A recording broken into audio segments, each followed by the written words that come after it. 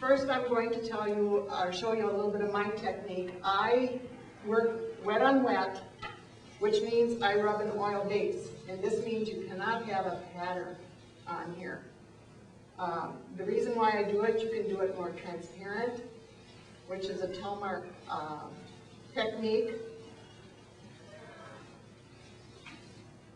And then I'm going to just do a couple strokes and then talk a little bit about the pieces that we have here. I hope that you can all see this. There are some things you have to think about when you're doing this. I'm putting some oil into my paint to make it more fluid. And you must, because I have blue here, I have red in the center, you must have this blue in here. If you're going to put something out here, a red, you must have that shade of red. There are certain things you have to remember when you do these things.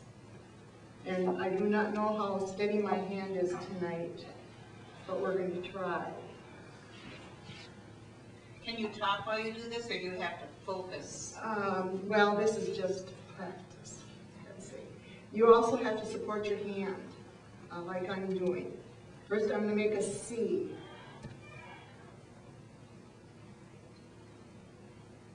And I did not have enough paint to carry out, so I have to go back over it.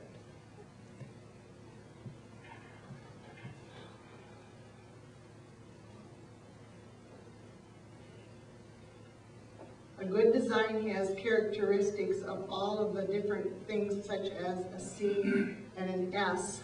So I'm going to put another C here to start building it. And here's my root.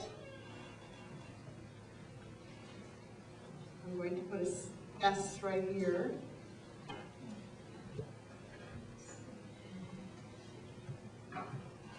It might be glaring for you, but I'll hold it up in a little minute. Now, because of the root, I have a C, I have an S, and here is my root, which has to be heavy enough to hold your whole design. Everything has to come out of this. When you think of flowers coming out here, everywhere, this has to follow a pattern out. I'm only going to work in one color. I'm adding a little strength to the bottom, to the root. And then a lot of times I build a flower off this.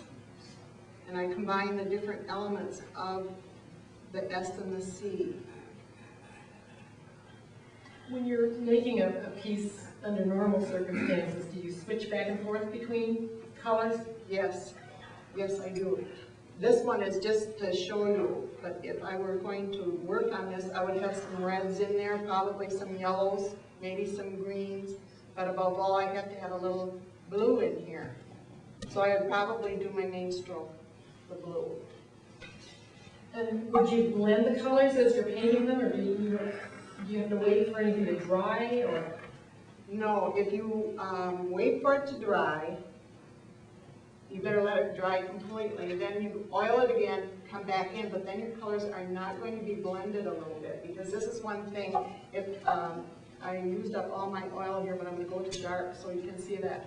If I were to come up here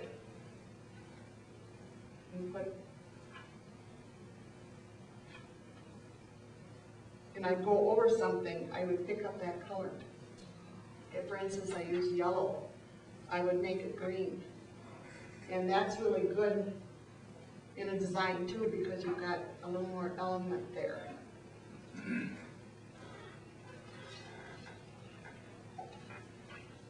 And I've had some interesting pieces, and I think as a rose modeler, because I don't make my own objects, my husband has made some, Becky's made me things, her husband has made things. I bought from Paul Luffness, and people over the years that always look for something traditional, and that is the easiest to paint for a rose mullet.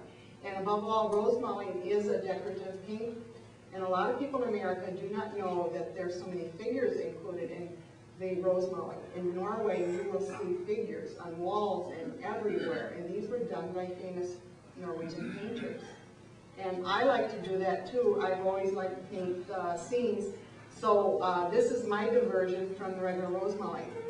I like to, for instance, if some of you were up here before, I do paint misses. because I like them, and I read usually sayings around the story, and this one is east, west, there is no place like home. The little goat came home. And then this says, well, can you read that? And it's very cold outside.